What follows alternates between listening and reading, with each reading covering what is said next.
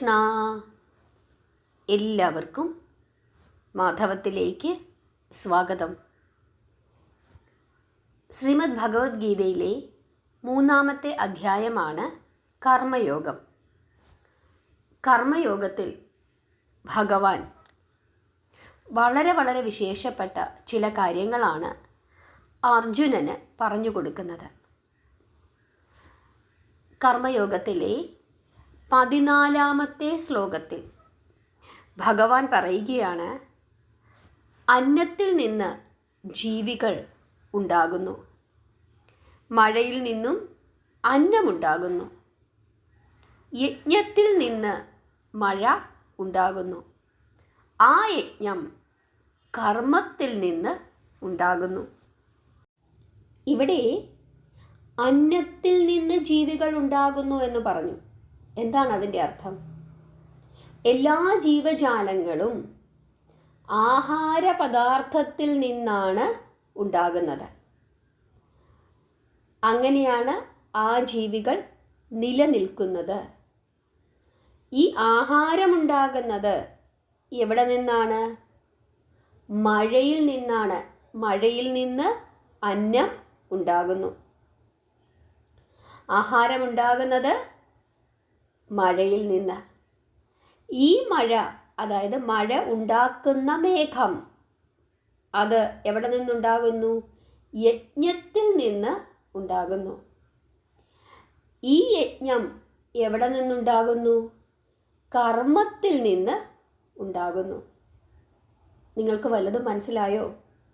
അതായത് വളരെ പരമമായ ഒരു സത്യമാണ് ഇവിടെ സർവേശ്വരൻ നമുക്ക് കാട്ടിത്തരുന്നത്. അതായത് ഓരോ ജീവികൾക്കും ജീവിക്കുന്നതിന് എന്താവശ്യമാണ്? അന്നം ആവശ്യമാണ്. അവന് സന്താനോൽപാദനം നടത്താനുള്ള ആരോഗ്യമുണ്ടാകണമെങ്കിലും അവനെന്താവശ്യമാണ്? അന്നം ആവശ്യമാണ്. അപ്പം അന്നത്തിലൂടെ മാത്രമേ ഓരോ ജീവജാലങ്ങൾക്കും നിലനിൽപ്പ് ഉള്ളൂ.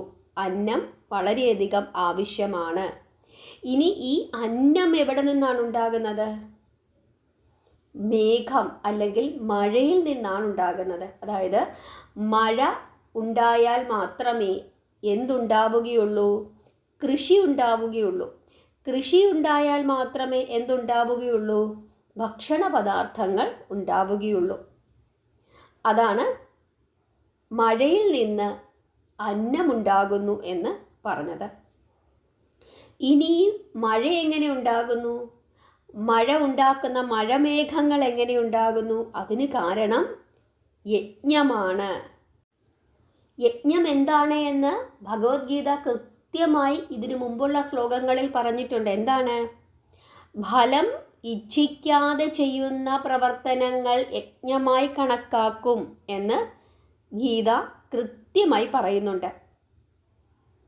അതായത് ഒന്നിലധികം പ്രപഞ്ച ഘടകങ്ങൾ നിസ്വാർത്ഥരായി അവയുടെ സ്വധർമ്മം അനുഷ്ഠിക്കുന്നത് കൊണ്ടാണ് മേഘം ഉണ്ടാകുന്നത്, മഴയുണ്ടാകുന്നത്. നമ്മുടെ ആരുടെയും കഴിവ് കൊണ്ടല്ല ഈ ഭൂമിയിൽ മഴയുണ്ടാകുന്നത്.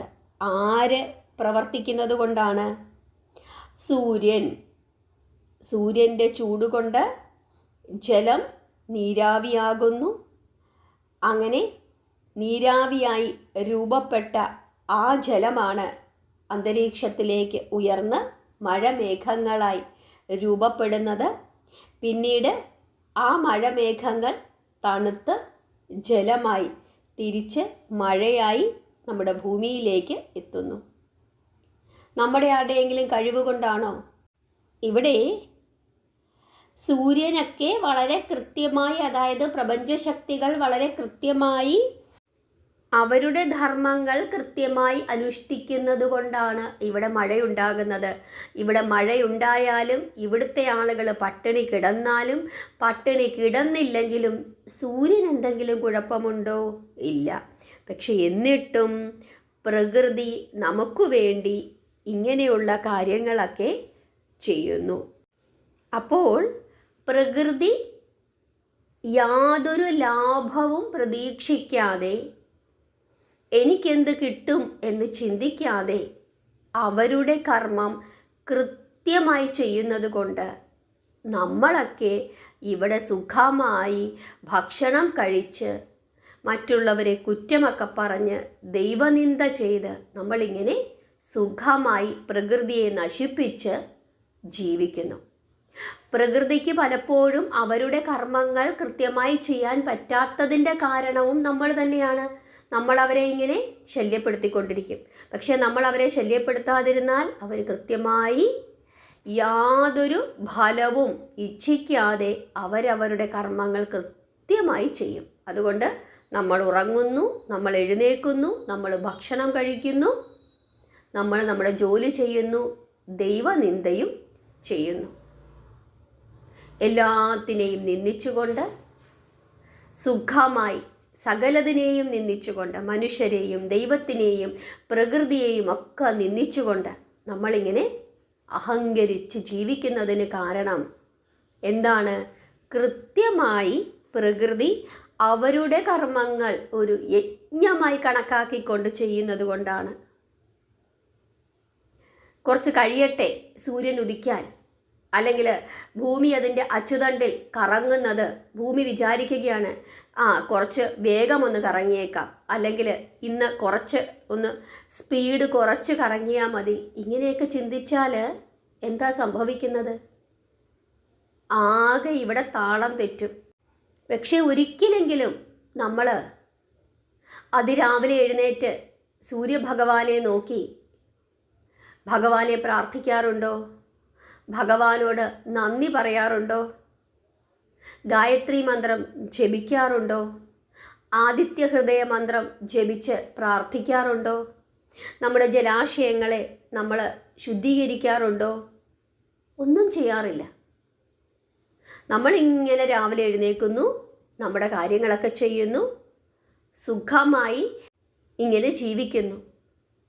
നമുക്ക് വേണ്ടി കൃത്യമായി രാവും പകലും യാതൊരു ഫലവും ഇച്ഛിക്കാതെ പ്രകൃതി ഘടകങ്ങൾ ജോലി ചെയ്യുന്നത് കൊണ്ടാണ് ഇന്ന് നിങ്ങൾക്കിവിടെ ഇരുന്ന് ഈ ഭഗവത്ഗീത കേൾക്കാൻ സാധിക്കുന്നതും എനിക്ക് നിങ്ങളോടിത് പറഞ്ഞു തരാൻ സാധിക്കുന്നതും.